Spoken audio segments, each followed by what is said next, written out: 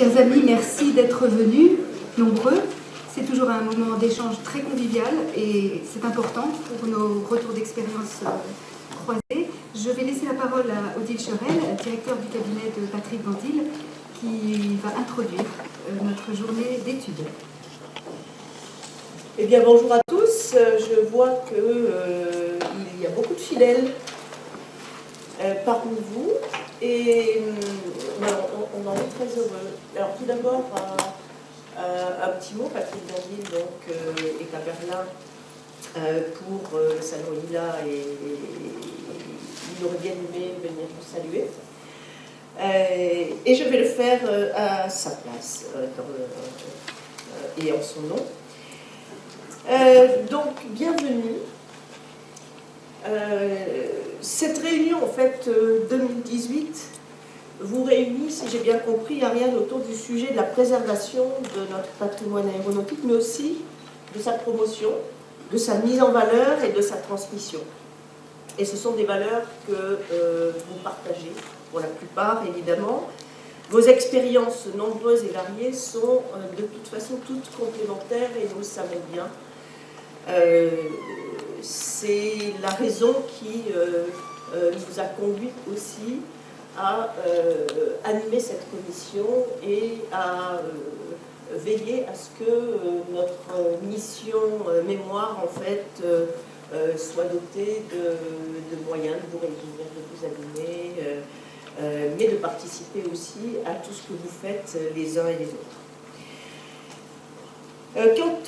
Quand je regarde l'ordre du jour sur lequel nous allons revenir, je vois que vous avez largement nourri en fait ces thématiques et vos expériences croisées le nourrissent. Je vais me faire l'écho à ce stade de ce que souhaite l'OACI, c'est-à-dire vous rejoindre.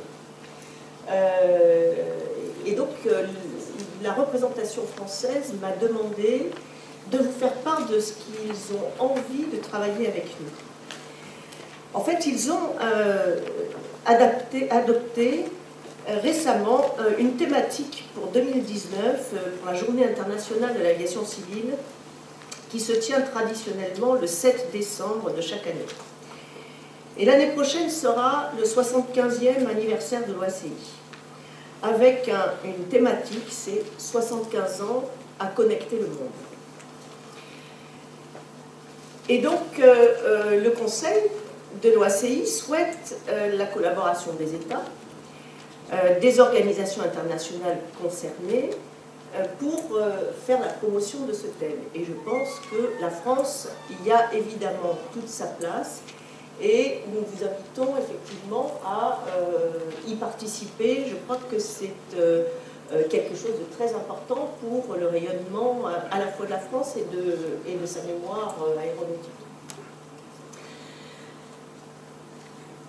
À titre d'exemple, me dit donc la représentation française, les axes qui pourraient être envisagés sont pour l'instant insuffisamment définie, mais par exemple la création d'une exposition sur ce thème-là en mettant en lumière la relation très forte entre la France et l'OACI via le développement de l'aviation internationale.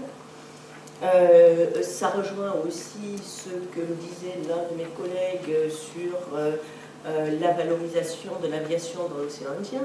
Je pense qu'il vous en parlera. Mais aussi arriver à faire quelque chose de concret qu'on puisse présenter alternativement à Paris, à Montréal et pourquoi pas dans d'autres pays, selon l'angle sur lequel on arrive à construire les choses. Il nous invite aussi à regarder ce qu'on va pouvoir faire en support vidéo, photo, à l'occasion de la 40e assemblée de l'OACI. Qui va revêtir une importance, vous l'avez compris, toute particulière. Voilà, puis après, il n'est pas interdit de développer d'autres idées. Mais je me devais de vous faire passer ce message-là qui est un peu un témoignage de la confiance que l'on nous fait à tous, réseau mémoriel de l'aéronautique en France. Pour en revenir à vos travaux de la journée, la première table ronde est dédiée aux outils de la valorisation patrimoniale que institutions et associations utilisent pour partager les connaissances. Vous vous interrogerez ensuite lors de la deuxième table ronde sur la transmission des savoirs et des savoir-faire et leur pérennisation. En fin d'après-midi, une très belle conférence vous sera proposée en cette année du centenaire du terrain d'Orly pour en retracer les origines. Je voudrais donc vous signaler ici la présence, j'aurais pu le faire avant, mais ça va me permettre aussi de lui passer la parole assez largement, outre bien sûr tous ceux qui vont nous aider à animer cette journée, dont Francis Bédéi, le président de l'association de revalorisation du premier aérodrome au monde de Port Aviation. Je voudrais donc saluer quelqu'un qui vient pour la première fois dans notre cercle, parce que nommé récemment, c'est Anne-Catherine Robert-Augustin, qui va vous dire quelques mots et qui est donc la nouvelle directrice du musée de l'air et de l'espace. Les rapprochements se sont déjà largement faits, puisque nous avons inauguré hier entre l'Aéroclub de France, l'Automobile Club de France, le musée de l'air et de l'espace, une magnifique exposition que nous aurons le plaisir de récupérer à la DGAC sur les moteurs d'origine, donc les moteurs automobiles qui évidemment ont été à l'origine de l'aviation et qui ont, j'allais dire, équipé nos premières ailes. C'est vraiment une œuvre splendide. Peut-être qu'Anne-Catherine va vous en parler, mais on sent à travers ce type d'opération d'emblée que les institutions sont vraiment rassemblées autour de notre mémoire. Donc, Anne-Catherine, je t'en prie.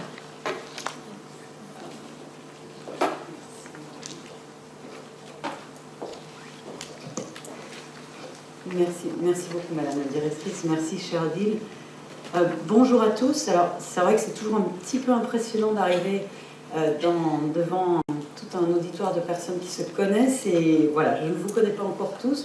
J'ai eu la chance de rencontrer déjà un certain nombre d'entre vous et c'est vrai que j'ai été nommée récemment, au 1er janvier 2018 par la ministre des Armées, Florence Parly. Je sais que ça a suscité un tout petit peu de questionnement, donc je me permettrai peut-être de dire un peu qui je suis et d'où je viens, parce qu'il est, je crois, clair que je ne viens pas du monde strictement de l'aéronautique. Le Parisien a souligné le fait que je ne pilotais pas, et je confirme, même si j'ai quand même de plus en plus l'idée de m'y mettre. Bon, conduire une voiture, c'est déjà quelque chose pour moi. Piloter un avion, qui sait, dans quelques années. Je pense que je vais y réfléchir. Et le sous-titre de l'article du Parisien, c'était « Elle ne sait pas piloter un avion, mais elle sait piloter un musée ». Alors, je crois que là, tout était dit. Voilà, maintenant, j'ai une feuille de route devant moi et une tâche assez importante. Et j'y ai vu plusieurs orientations. C'est vrai que le musée de l'air et de l'espace, c'est un musée extraordinaire. Mais c'est un musée qui ne pourra pas exister s'il n'est pas en partenariat direct avec toutes les associations, avec tous les passionnés, avec vous, tous ceux qui, à un moment donné, d'une manière ou d'une autre, ont donné de leur temps, souvent bénévolement et souvent beaucoup de temps, pour faire vivre la mémoire. Donc je suis arrivée dans un musée qui a une collection extraordinaire, qui a un nombre de personnel qui est vraiment, je vous assure, comparé aux autres musées, tout à fait satisfaisant.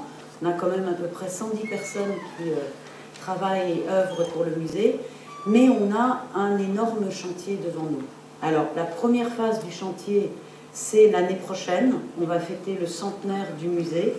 Le centenaire du musée parce qu'effectivement, comme on l'a rappelé hier au cours de l'inauguration et dans l'exposition Moteur de rêve, le musée a été officiellement créé par décret toute fin 2018, vraiment décembre 2018, pour considérer que dès 2019, le ministère, à l'époque, souhaitait un lieu, un conservatoire, un lieu pour l'aéronautique et surtout un lieu de mémoire. C'est vrai qu'on sortait de la Première Guerre mondiale et on sortait d'une époque qui avait été terrible, mais dont surtout on avait déjà pris conscience tout de suite du rôle de l'aviation. Et c'est ce que nous allons retracer dans ce nouvel aérogare, l'aérogare Labro, 1937. Le ministère des Armées a mis à peu près 21-22 millions d'euros dans une rénovation, dans une restauration du bâtiment qui est assez exceptionnelle. Et je me réjouis à l'avance de pouvoir vous inviter l'année prochaine dans les conditions qui seront à voir avec les collègues de la DGAC, mais pour que vous ayez une visite, je dirais un peu en avant-première, je crois que vous le méritez tous, de ce que nous sommes en train de préparer avec l'aérogare. L'aérogare va retrouver sa vision d'origine. Donc pour vous tous qui travaillez sur ces questions, ça veut dire qu'on va avoir l'impression, quand on entre, vous l'avez déjà vu au travers de la salle des 8 colonnes, le projet maintenant s'étend sur les 2 ailes, c'est de retrouver vraiment cette impression qu'avait créée l'architecte Labro en 1937, donc très art déco et très clair. Le travail sur le vitrail cathédral est exceptionnel et ça vous donne une lumière qui donne une ambiance. Je vous avoue que même nous qui entrons à petite dose tant que les travaux ne sont pas terminés, on reste chaque fois émerveillé devant le résultat, même si ça a été un chantier un peu compliqué, mais devant ce résultat. La prochaine étape, le chantier est terminé en octobre, c'est d'installer une nouvelle scénographie. Alors, installer une nouvelle scénographie, c'est toujours un choix et c'est toujours un risque. Parce qu'après avoir travaillé et dépensé, je dirais, autant d'argent pour rénover le bâtiment, on ne peut pas se permettre d'installer la collection n'importe comment. Donc là, on va entrer dans une phase, c'est le travail que nous menons actuellement, de discussion avec les scénographes qui ont été choisis. C'est une jeune agence de scénographie qui s'appelle Scénographia, pour veiller à ce que chaque positionnement d'objet, à la fois retrace toute l'histoire du musée, l'histoire de l'aviation, mais aussi l'histoire du bâtiment. Et c'est un travail très fin, c'est un travail très important. Je parle d'une colonne vertébrale qui va être nécessaire puisqu'elle vous permettra d'avoir des textes, des audiovisuels. Les avions, pour un certain nombre d'entre eux, seront posés sur pylônes, puisque nous ne pourrons plus avoir les avions comme précédemment suspendus à la voûte, puisque la voûte a été complètement refaite. Donc ça, c'est une interdiction qui est majeure et qui nous oblige à être créatifs. Et ensuite, nous allons retrouver les débuts de l'aviation, toute la partie aérostation, ce qu'on appelle les pionniers, et la Première Guerre mondiale. On a décidé de travailler des ambiances un peu différentes pour qu'on ait l'impression, quand on entre, d'avoir ce côté pionnier, ce côté découvreur. C'est un peu aussi ce qu'on a senti hier dans l'exposition, c'est-à-dire il y a une envie de s'extraire du sol, mais il y a aussi une envie de créer. On part un peu dans tous les sens, on a des mélanges au niveau des moteurs, au niveau des avions, on tente des prototypes un peu incroyables, mais on a une vraie envie de vivre. Et c'est ce qu'on appelle la période des pionniers, l'envol, et toute la scénographie, les couleurs, le graphisme sont choisis dans ce sens. Ensuite, on passe derrière la salle des 8 colonnes et on arrive à la Première Guerre mondiale. Là, il était vraiment nécessaire de changer d'ambiance. On doit, à un moment donné, prendre conscience qu'on est entré dans une autre phase, une phase douloureuse, une phase délicate et une phase pour laquelle l'aviation là, va prendre tout son rôle, tout son poids. Et là, on travaille avec des couleurs beaucoup plus sombres, avec un positionnement d'objet beaucoup plus carré et avec une impression que là, il se joue quelque chose. Donc la fin de cette présentation, 1918, est importante pour nous. Et je dirais tout autant 1919, puisqu'on entre à ce moment-là dans la compréhension que la fin de la guerre, c'est le début en fait d'une aviation moderne.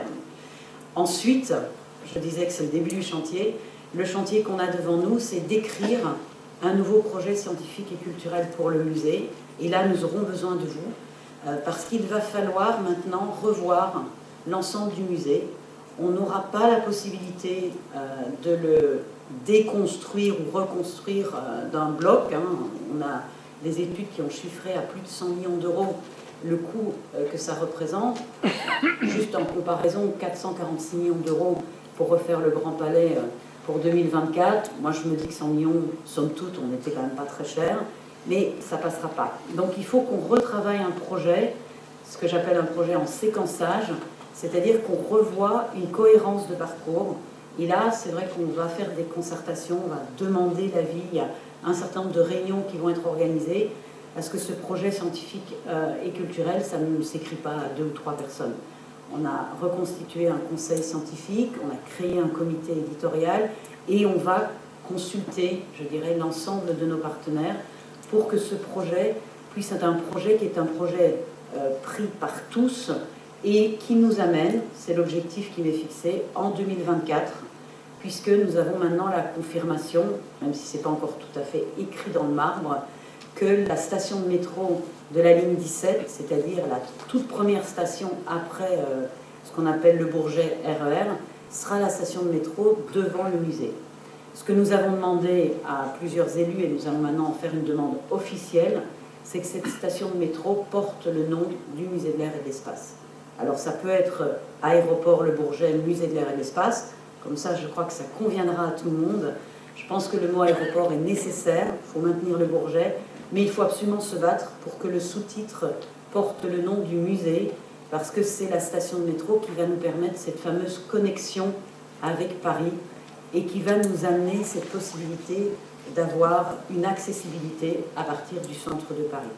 Donc je vous laisse imaginer l'enjeu 2024, tout le territoire autour du musée est en évolution, le musée est en évolution, les équipes sont sur place, attendent, et dès la première inauguration qui est en mai 2019, eh bien, nous allons continuer ce travail. Le centenaire du musée fera l'objet de toute une série de commémorations. Donc je pense qu'avec la DGAC, nous aurons un certain nombre de propositions, dont celle peut-être de vous offrir une conférence dans le cadre de ces journées, puisqu'il y aura effectivement ce que vous allez avoir aujourd'hui avec Orly. L'année prochaine, c'est l'aérogare historique qui effectivement pourra être visité à nouveau dans toute sa splendeur avec sa tour de contrôle. Ça, je sais que c'est attendu également par tout le monde, puisque l'objectif a été de rendre accessible la tour de contrôle qui pourra être visitée pas tout à fait librement, ça c'est les problèmes d'accessibilité, ça sera par groupe, mais on en a trouvé plutôt nous un avantage, c'est que visiter par groupe, ça nous donnera la possibilité d'en faire une médiation. Et c'est là aussi qu'on a besoin de vous, parce que cette médiation, c'est raconter une histoire. Pas uniquement l'histoire sur le passé, c'est aussi le futur. Parce que la chance que nous avons, c'est que nous sommes à côté d'un aéroport d'affaires. C'est un aéroport qui bouge, qui se développe. C'est un lieu, une plateforme qui se développe. Et donc, bien travailler une présentation qui fera, on va dire, prendre conscience aux visiteurs que vous êtes à la fois dans un lieu historique, mais que vous êtes dans un lieu qui se développe vers demain et vers un autre type d'aéroport et de mouvement. Et on l'a très bien vu dans le cadre du Carrefour de l'air que nous avons organisé il y a quelques semaines et pour lequel, grâce à la collaboration et notamment de la DGAC, je voudrais vraiment vous remercier. Nous avons atteint 9500 visiteurs en 3 jours pour le Bourget. Je pense qu'il faut arrêter de dire que le Bourget n'est pas accessible. Quand on a envie de venir, nous on sait qu'on y vient. Et ce que nous apprécions beaucoup, c'est que quand le visiteur est là, le temps de visite moyen est de 3h30. Donc quand je compare ça avec mes collègues parisiens notamment, ils me disent qu'on a de la chance, pas toujours peut-être facile d'y accéder, mais 3h30, ça veut dire qu'il y a une vraie satisfaction, qu'il y a effectivement beaucoup de choses à voir et qu'il y a encore beaucoup de choses à découvrir puisque nos réserves nous donnent l'opportunité d'espérer qu'on aura des objets que nous pourrons présenter à l'avenir dans la nouvelle scénographie. Je vous remercie.